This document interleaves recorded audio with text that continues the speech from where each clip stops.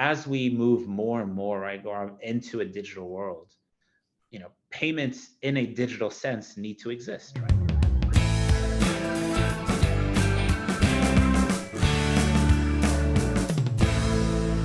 And a big welcome and a big thank you to our guest today. Nadeem, could you quickly introduce yourself and explain to the audience who listen to this live or on podcast replays, who are you and what do you do? Yeah, gladly. First and foremost, thanks for having me here. It's a pleasure to be with both of you. My name is Nadeem Ladki, and I'm the Executive Director for BD and Partnerships here in MENA for Binance. Awesome. We're going to pretend that people don't know what Binance is. In fact, and you can just see the top of your t-shirt with the wonderful Binance. Now you can see it. There we go, Binance. And we're going to pretend we don't know what Binance is and who CZ is, okay? Explain it, sure. Explain it to us like we're an 8-year-old. What is Binance? Yeah, look, for those that don't know, Binance is an exchange that enables you to buy and sell cryptocurrency or digital assets around the world. We're about 5 years old, hitting July. We'll actually be celebrating our 5th birthday when CZ first started the company. Quite quickly, we became, very humbly so, the world's biggest exchange by trading volume. And as of today, we have hundreds of millions of users all around the world using the Binance trading app. It's a downloadable app on your phone or also on the desktop. And as I said, it enables you to buy and sell cryptocurrency, but many more products, right? We've obviously matured since then. We now enable merchants and companies to do crypto payments and acceptances around the world. We offer products, which I'm sure we'll probably go into later, around DeFi products like Trust Wallet and Pancake Swaps and Dex Swaps. We also do staking and earning, which enables you to obviously put your money to use to the same extent that you can do that in the financial services today. And many more things from there. But that's probably an introduction to who and where Binance came from. See, you mentioned humbly that Binance is the biggest crypto trading platform in the world. Tell the audience about how that happened. I know this probably predates your involvement with Binance, but I'm sure you know all the stories by now. But how did it happen? Like, why was it Binance and why was it CZ? Why did they become like the biggest thing in crypto trading in the world? Yeah, look, it's an interesting and fun story, right? CZ first started the company, as I mentioned, back in 2017. And, part of it was also just timing, well-timed, the market. And for those that obviously look back into it, the industry was booming and volatility in the markets were really kicking in, right? There was a lot of excitement around the introduction of virtual assets and cryptocurrency. So, one was timing, but two, CZ, as many will see in his public speaks and also, internally as we hear him speak, is all about customer focus, right? And he built a product that people want.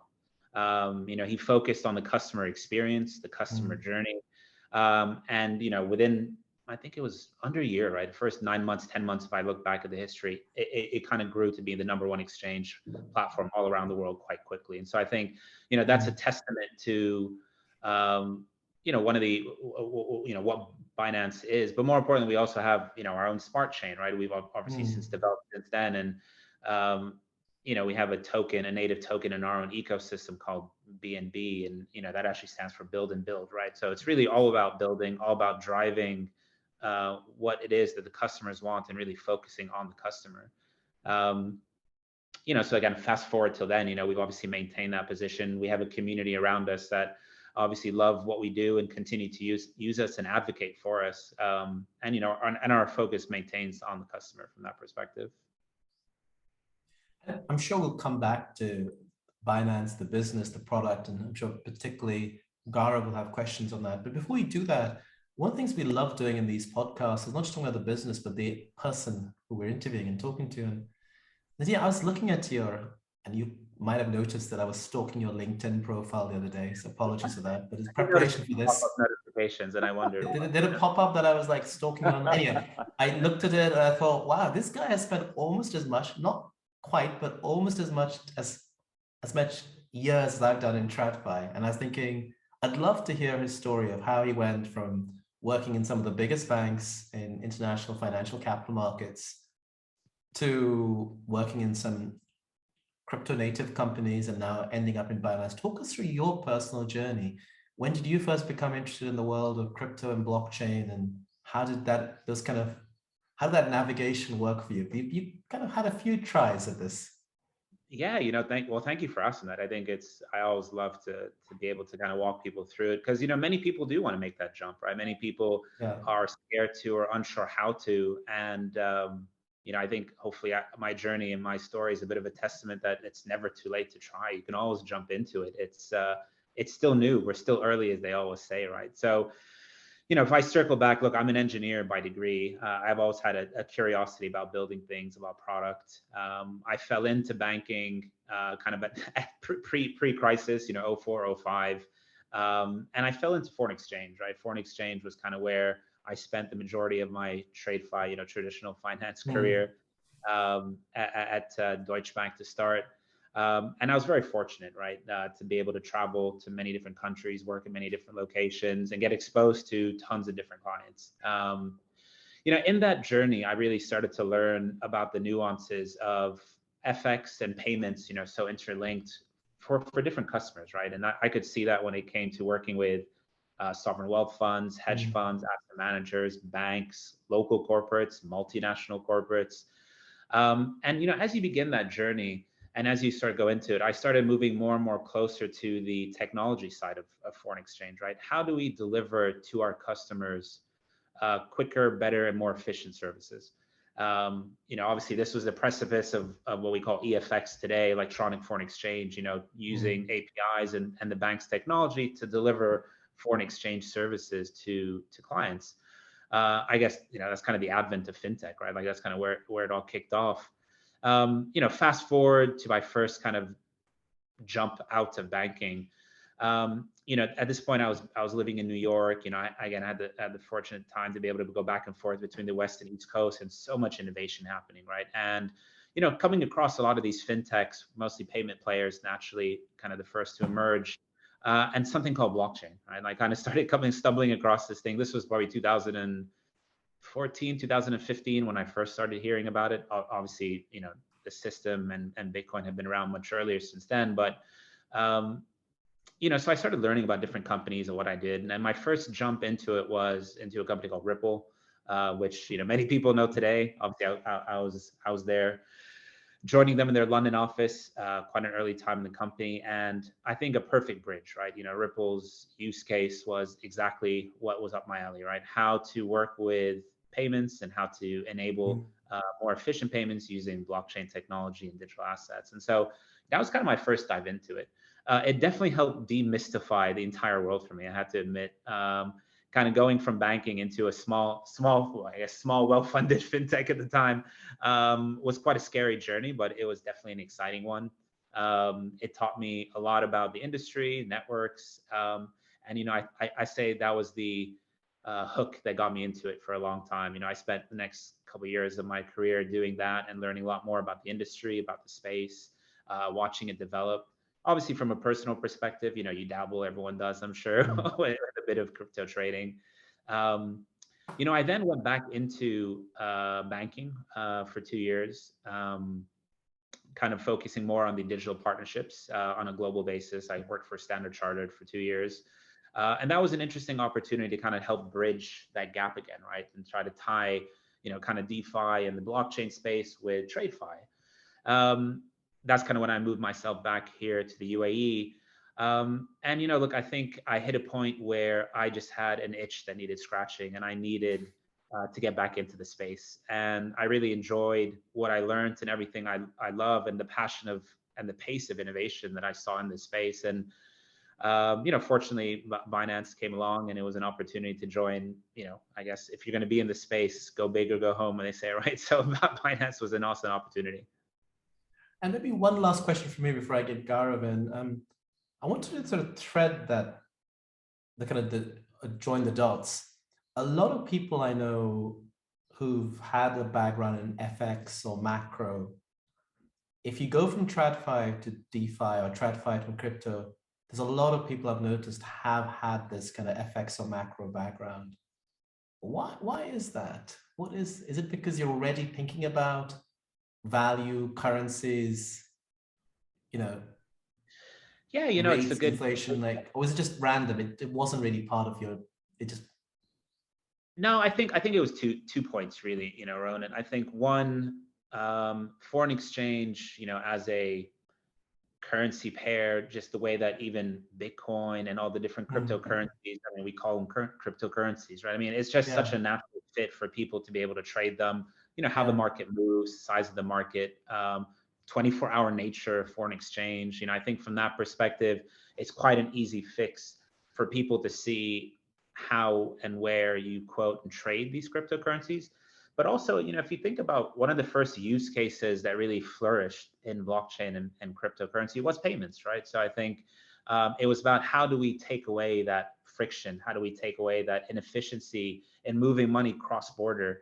And payments and foreign exchange are just so naturally tied together that you see such a natural inclination for people that are in that space to want to learn about how the underlying technology can really be used to transform payments and foreign exchange. And then, obviously from there, you've obviously since seen many different use cases pop up as well.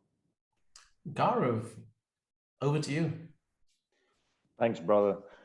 Super interesting story, Nadeem, given the background of Binance and your own personal journey coming into the company. Now, we've seen Binance really set up home in the UAE, right? And we know Binance has had a presence in the region, but now I think Binance has really established the UAE as a strong focal center from where it wants to drive growth or innovation or, building its own team internally.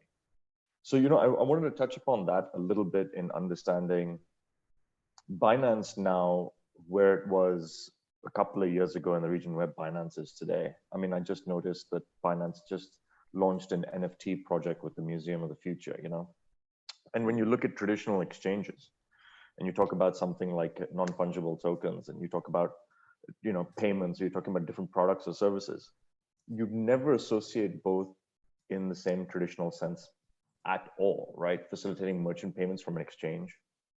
Who, where, when in history has that happened in that sort of traditional sense all the way down to, a basic merchant level? So what I want to understand from you is, could you give us a little bit more insight on Binance and the UAE? Could you tell us about what you guys are thinking about doing here a little bit more? Some insight would be great. Yeah, look, I think it starts really at a government and country level, right? Because I think you rightfully called out there that we are setting up shop quite strongly here in the MENA region. Obviously, in the UAE, having 2 licenses under our belt and 1 in Bahrain. I think the UAE, for one, is obviously a country that is not afraid of innovation. Like they have really set the pace for trying to drive what they want to be and how they want to do it. And I think that's kind of one of the most attracting points of what brought CZ first here, right? And us obviously announcing our first license, in the region. What we want to do here is obviously try to promote and drive innovation for UAE. Now, obviously, one pillar of that is cryptocurrency, right? They want to be the hub for the world. They've quite publicly said that. But, I think a lot of people kind of misunderstand or misrepresent one piece of this, which is just cryptocurrency. Blockchain and Web3, I mean, as you guys rightfully know with the series, is much broader than that, right? I think this is an enablement of a change and shift of what we are going to expect to see in the economy. We've obviously gone from, Web 1, Web 2, Web 3, broadly, we can kind of talk about what that means to me. But, Web 3 is really the next level of ownership, right? Like, it's like, how do we really drive content creation? And that could be from everything from ownership of funds, ownership of digital assets, NFTs, as you rightfully called, data. And I think the UAE has set a really strong stage for that.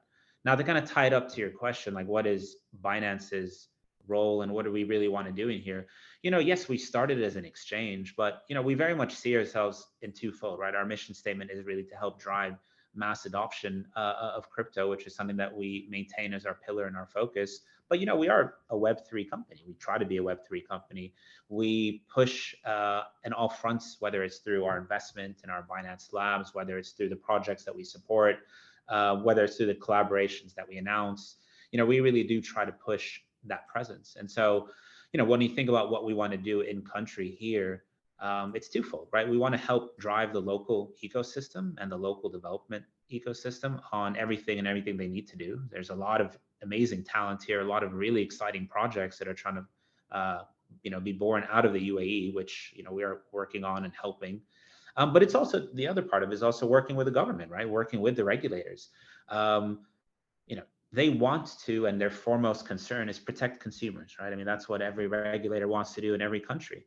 And, it's not that there's two sides of the coin, it's not crypto companies and crypto exchanges on one side and regulators on the other side. Actually, we work extremely hand in hand. Our first entry, if you recall, here in the UAE was actually an announcement to help work on a framework for VARA, right? One of the first regulators to really try to have that encompassing approach in the UAE. And, we continue to do that, right? In the UAE, in Bahrain, and many other countries in MENA as well. So, that we're here to stay. We're super excited to be part of the community and the economy, and more importantly, to help support, everyone from companies, developers, all the way up to the government on everything they may need, to continue to provide the right services in the most appropriate way. You touched on payments, right, a little bit. I know that when we talked about NFTs, we talked about the exchange, but I was just curious, what's your visibility as Binance on cryptocurrency acceptance as payments in day-to-day life? Is that something we're extremely far away from being regulated as an ecosystem here in the UAE or in the region, or do you see something like this coming up sooner than people expect? I think it's sooner than people expect. A lot of people kind of use crypto today with payments, just maybe without realizing it, right? I mean, one of the first use cases around it was gift cards, right? People were looking for ways to exchange some of their holdings, and they used gift cards, right, to be able to buy prepaid vouchers. That's already in existence in quite a big space. But if you go a step further, cryptocurrency payments is just another payment channel, right? It's just enabling merchants to offer more. So once upon a time, it used to be card, then it became bank transfer, then it became digital wallets, and Apple Pay and Samsung Pay and Google Pay. So the way I really see it is that cryptocurrency, and through companies like us, we have a product called Binance Pay, that enables verified users to use any of the tokens that are in their wallet to make a payment, right? The merchant enables them to have one more step into acceptance of payments, but two, it also helps avoid their risk on the cryptocurrency side, right? Because a lot of people might say, well, if you accept Bitcoin, it's a bit messy, right? Like, how do I do it? Like, do people send me a Bitcoin or whatever to my wallet? Like, how do I manage it? Actually, that's kind of where companies like us step in, right? We take the risk out of the equation. We take the connectivity out of the equation. We enable merchants to be able to set the prices and the comfort, what they need, and not have to worry so much about the market risk. I mean, we are an exchange in the end of the day, right? So that's kind of where we drive liquidity and the market. But that's stage one, right? I mean, as we move more and more, right, into a digital world, payments in a digital sense need to exist, right? So I think it's going to be quite interesting the more and more we see metaverses and metaverse projects like, all the ones that have been announced recently, whether it's with, Emirates or others that are in the work. D Labs, obviously from Damak, is another interesting one that was recently announced. When you're in a digital environment, you are going to need digital payments, right? And so I think that's kind of where I would imagine you're going to see more and more of in-app or native tokens come to fruition, and you're going to need that bridge, right? You're going to need the capability to kind of get in and out of, real world and digital world. Absolutely. I it's very interesting. There seems to be a gray movement of acceptance of crypto already, sort of hovering around in different spaces, with people experimenting as they do with understanding, how they can actually interact with these modes of payment or what the benefits for them are. Moving away from, the payments part of it, I'd love to understand more a little bit about Binance Labs. Is that your innovation lab? And, I was wondering, do you have that set up here in Dubai? Were you looking to set one up here? Could you tell us more about what you're doing in terms of hiring or building a team to sort of spark innovation And when you're doing that, what are you looking at? Are you looking at from a local ecosystem perspective? You're looking at from an international ecosystem perspective from Binance Labs. Yeah, look, I think there's two kind of two areas really that under the Binance umbrella, right? One is essentially our VC arm, which is called Binance Labs, as you rightfully called out. That's more of a traditional VC, but obviously focused on Web3, right? We look at investing in companies that we either feel are tied to our mission statement, our company alignments, and our priorities as a company, obviously, and bets that we want to take, essentially, right? That's kind of one end of it. More to your point about supporting the local ecosystem, as I alluded to, right? Binance came out with their own layer one, right, called Binance Smart Chain, BSC, now called BNB Chain. And we do have a program there, which most people may know or may not know, called Launchpad and Launch Pools, where we actually look to support new companies, new tokens that want to be launched. And we have an entire developer ecosystem built around BNB Chain, right? And so that's something that we actually do globally. Obviously, now that we are established here, we obviously try to help and support and promote the local ecosystem. For people looking to build new projects using blockchain technology, please do reach out to us. We obviously do have, as I mentioned, locally based individuals that work on that team. And so that's kind of how we look at driving innovation, right? Because we, it's an open source program. Anyone can kind of download and develop on top of it. And, projects can get closer to us by either asking to get listed, depending on where they are in the maturity of that program and that project. We may take a stake in those companies. We obviously will help support from, all the way down from technical help to tokenomics help, actually designing the actual tokens and the financials behind how those work, all the way up to marketing and promotion, right? So it's quite a lot of different things that we act on it, quite a lot of ways that we try to invest back into the ecosystem.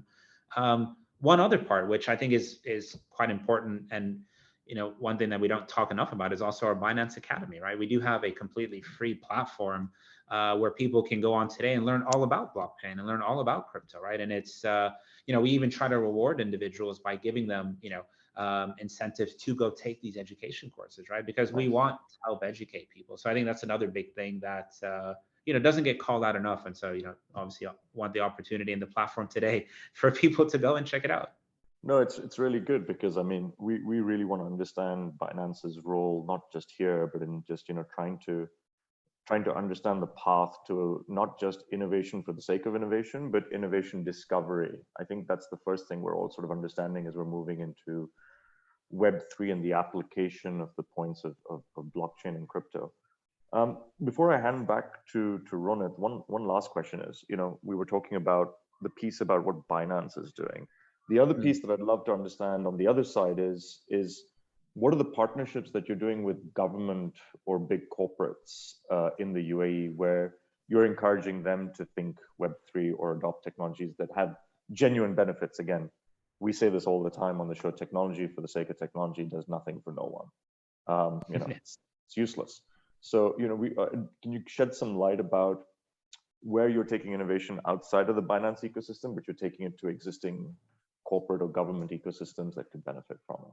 Yeah, I love that. And there's a saying that, a former boss says to me all the time, which was, don't have a solution looking for a problem, right? Look at the problem and try to find the solution for it, right? So I think rightfully so, right? Blockchain isn't just for the sake of it. I think there's many funny stories that I'm sure we can exchange about, people just associating the word blockchain with their company just for the sake of it. Yeah, look, I think twofold, right? One, let's talk about government first. You circle back to when crypto was really booming, and very rightfully so, all governments just thought it was a fad, right? They didn't think this was going to be around. They thought they could ignore it. They didn't want to regulate it. They didn't even want to think about it, right? Fast forward to today, I think the world is a very different place. You look at trying to ignore it, it's just something that can't be ignored. The whole nature and concept of a decentralized system is one that you can't just turn it off, right? You can obviously try to limit access as much as you can, just like you do for internet. But at the end of the day, the system is going to exist. If people want to use it, they will use it. So we've seen a lot of governments, a lot of countries adopt it, right? Now, where we step in and we really try to help is education for first and foremost, right? We work, and we're very fortunate to be called in and worked with a lot of local regulators and local governments across MENA, but also internationally, to understand what the landscape is, right? To understand what risks do need to be taken into consideration, what safety nets need to be put in place, right? Whether that's from KYC, AML requirements, whether it's, adherence to things like the travel rule and other, compliance and international regulations. That's one of the reasons why you would have seen, our recent announcement around, the first digital asset service provider in France, right? We work extremely closely with the French regulators to be able to understand all the requirements and adherences to be able to, be granted such a license in the first place, right? The first one in Europe. So, we work extremely closely with the governments from an education standpoint, right? Put that in place so that you can support and protect the local community and the local consumers, right? Now, the other side is also with corporates, right? Corporates have an identity that they want to maintain, right? People are moving into a digital world. So how do corporates stay relevant, right? They need this education, they need this understanding. So, that could be anything from, we want to open up a metaverse, we want to buy a piece of digital land, we want people to, be able to slap on a pair of VR goggles and come visit us in the Decentraland. But with that comes a lot of questions, right? How do I sell items in the metaverse, right? That's kind of where the NFTs that you alluded to make sense, right? Or how do I accept payments in this kind of world, right? And that's kind of where Binance Pay and cryptocurrency comes into it. So, when we're working with, very ambitious and fast-moving companies, that I've come to meet and see here in the MENA region, those are the kind of discussions that we're supporting them on, right? Trying to understand how do they move away from a centralized operation or a digital in real life world to an experience that they want customers to live in, to breathe in, and to interact and engage with, right? And that's kind of the key points that I think you're going to see more and more of in this region. And like we're always there to help, and where those are the kind of dialogues that we have, whether it's everything from payment acceptance to NFTs to simple education about the space, right? Thanks so much, Nadeem. Really appreciate that. That really sheds light on, the approach that Binance is taking on trying to, be the torchbearer when it comes to innovation on the front when it comes to crypto and Web3. So with that, I'm going to hand back to Ronit. Ronit. Maybe one sort of wrap-up question, and I'm going to ask you that crypto price question that we ignored for the last half an hour. Oh boy, here we go. I know. When Bitcoin 100? No, just kidding. We've obviously, since November, let's be sober now and not smile too much, but obviously there's been a lot of, having seen a lot of value creation over the years, ups and downs, but generally over this value creation, there's probably a lot of new people who've got into crypto, including here in Dubai, where we're based, who maybe weren't around in 2018 when things are blowing up, or in previous downturns. And we've seen massive drops in prices and as a result, destruction in wealth, and particularly the last week or so, and obviously CZ's been out there talking about this, like he's on Twitter. We've seen like $30–40 billion wiped out with two particular coins. What would you be saying, either yourself personally or on behalf of Binance, about where we are in the crypto markets today? Yeah, look, it is a tough time, but I'll take a step back first and just realize global wealth, period, right? And forgetting crypto markets for a second, has been hit hard. We've seen something like, I think off the top of my head, the last number I had was $35–40 trillion of global wealth wiped out. That's pretty significant, right? Between equity markets, crypto markets. So it is a sobering time period. I think that's quite important to realize. And, there are shifting dynamics in the world, right, that are happening and causing that. Obviously, you're in the bank. I don't need to explain to you all the different ones. But if we focus in on crypto, right, I think right now, what you're beginning to really see is a lot of correlation, right, between risk markets, period. And I think what I'm interested to see, and what I'm curious to see if this changes over the next, year, 2 years, 3 years, is a decoupling of that correlation, right? And I think that'll be an interesting take of what happens. Now, one thing I will say about any market, and this is about any investment class, regardless of crypto, is you always need to do your own research, right? Like you need to understand, what are you investing in? If it's an equity, you got to understand the company that's behind it, right? If it's a cryptocurrency, understand the project that's behind it. Anyone that's looking to invest now in any market, again, whether it be crypto or equity, again, I'd say never put in more money than you're willing to risk, right? Because markets are volatile. You are seeing extremely volatile times.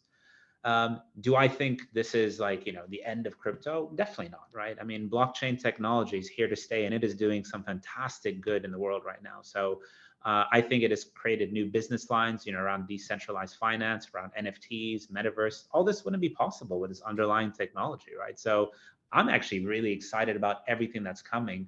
With every lull in a market, you do get a new entrance, right? You do get new opportunities to rebuild again. And so it is a sobering time. I definitely, would say stay cautious when investing in any asset class at this moment in time. But that said, I don't think it's one to be concerned about or trying to dip your toes into it. I think if you do your appropriate research and understand what you're putting your money into, it's an exciting market to be part of. Nadeem, I've got so many more questions I'd love to ask you, but we've used up the allotted half an hour and more. Thank you so much for joining us today. Hopefully this can be the start of an ongoing conversation. Yeah, this has been my absolute pleasure. Thank you both for having me on the show today. Thank you. Thanks a lot.